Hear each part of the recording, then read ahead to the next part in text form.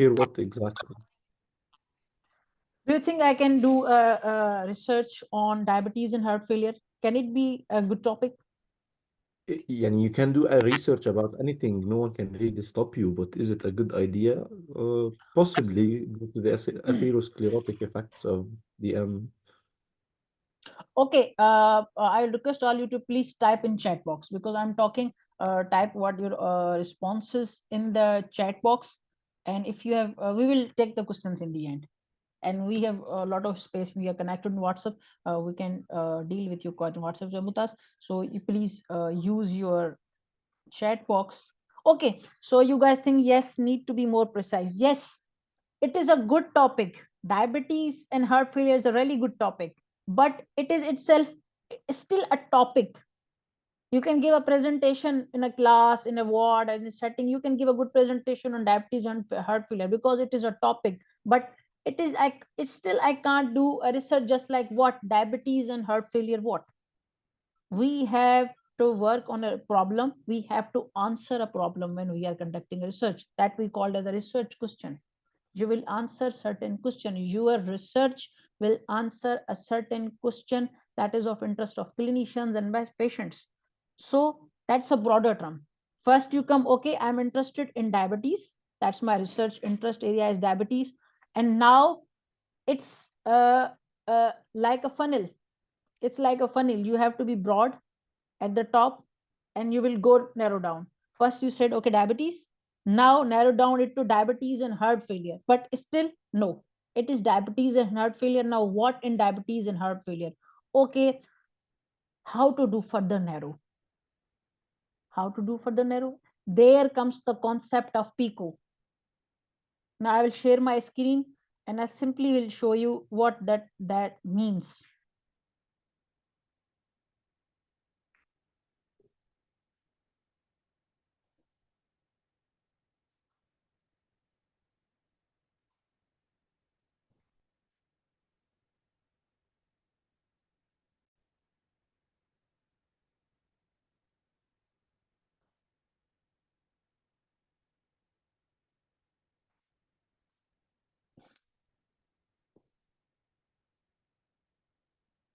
I hope the screen is visible to everyone.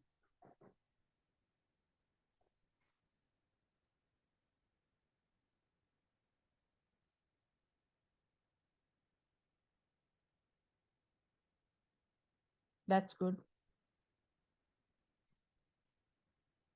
So I'm opening a Word document. I will simply show you now how to narrow down that topic. Okay, I need a plain document.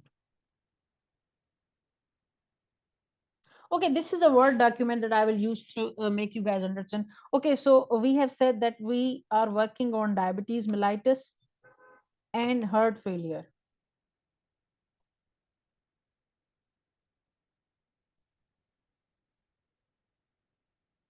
Okay, diabetes mellitus and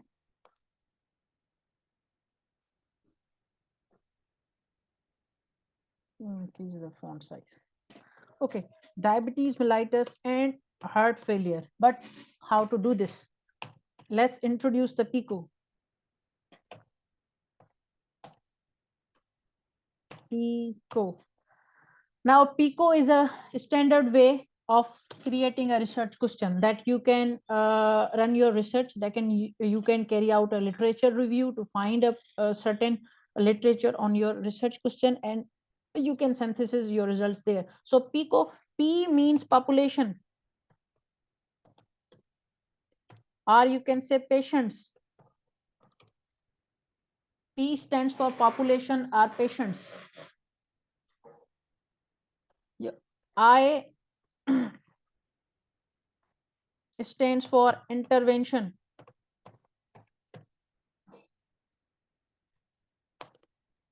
C for control or comparison.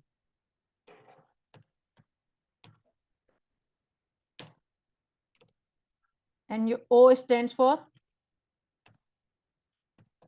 outcome. So this is how you will select your research question. Your research question should include these four things. Now, what I mean by population? Population does not mean a general population of any country like Pakistan, India, Jordan. No, it is a population of a group of patient,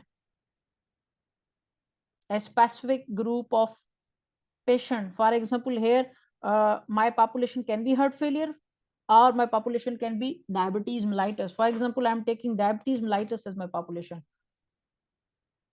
Population is a term in research that we take for a certain group.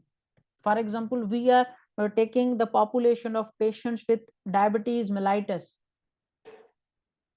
This is our population. Okay.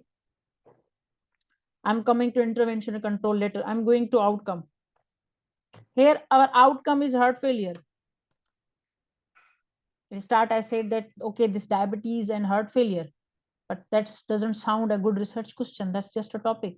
We're narrowing down it. So now we have a population of patients with diabetes, and we are looking heart failure as outcome. But still we are at the same thing. Now we have to introduce certain intervention. For example, I'm introducing metformin, a commonly used drug for diabetes, as intervention. Metformin is a drug, is a therapy. We are using it intervention. Intervention can be your drug, can be your procedure, any diagnostic tool, any intervention you can do. And fourth, this is comparator or control group. For example, we are taking diet and lifestyle as a compare. So now we have 4 components completed. We have selected a patient group or population group, that is diabetes. Our intervention of interest is metformin. Our control or comparator includes diet and lifestyle. And finally, our outcome is heart failure. Now, what does that mean? How we will create our research question? This is how we have completed the PICO terminology. And let's come, you can say that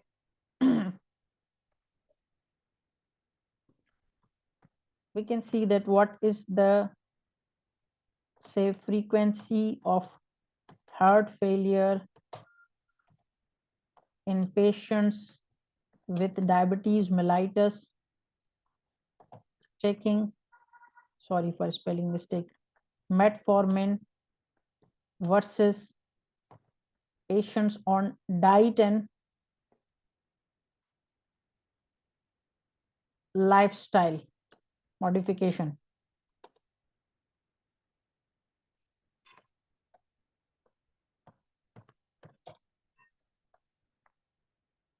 So this can be a research question. Frequency of heart failure in patients with which patient? Diabetes mellitus patients, those who are taking metformin and those who are not taking any medicine, rather they are applying their diet and lifestyle modification. We can conduct this research as a cross-sectional method, as a case control, as a heart failure. You can do the systematic review of this topic as well. So how you came to this research question? By applying this PICO criteria. In every instance, you have to apply this PICO criteria.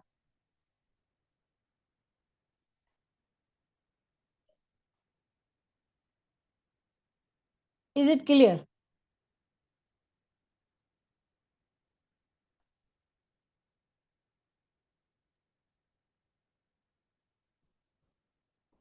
Is this PICO concept clear? This is the base. You can't go for random searches. There are millions of papers.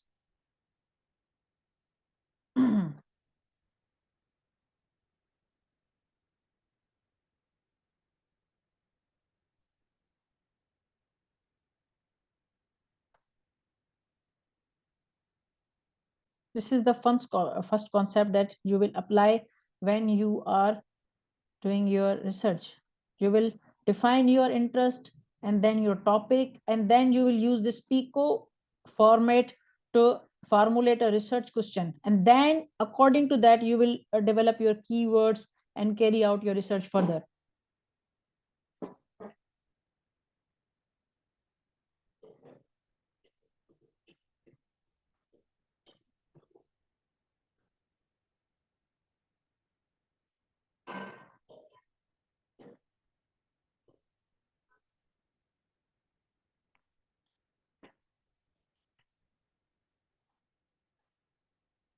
That's good.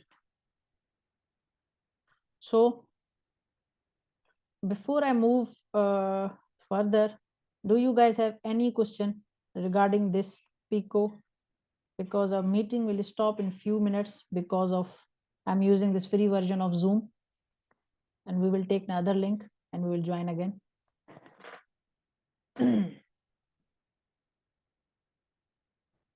Is there any question related to this PICO format? No. Okay, that's clear. Do you guys know about the Boolean operators?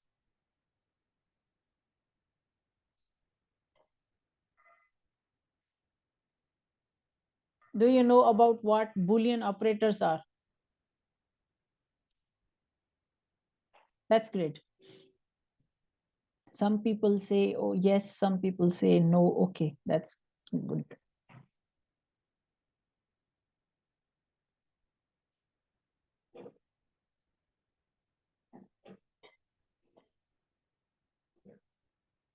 Good. Yes, so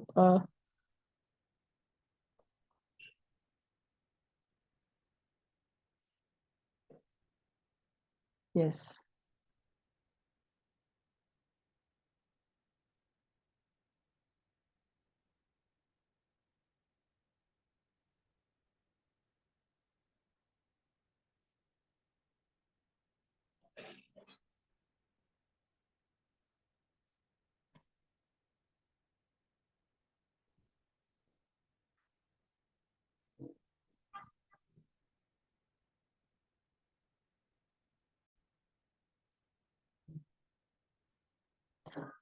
Okay, now we will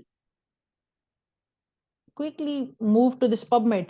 I hope you all are familiar with this PubMed. This is the most common, most powerful, and you can say the most authentic research database as far as your medicine is concerned.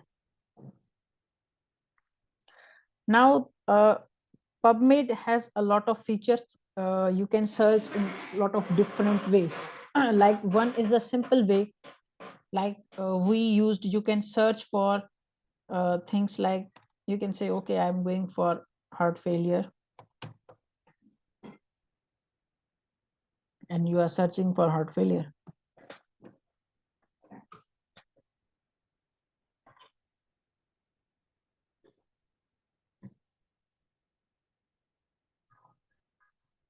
Let me clear all those.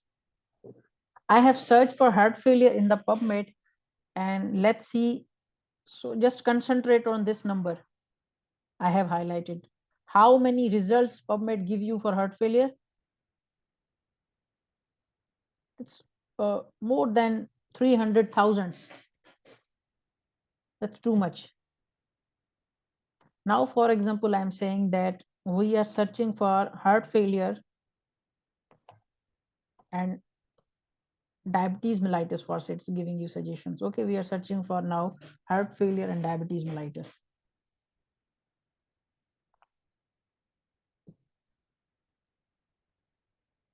See the results now. They have reduced. They are just 18,000 results.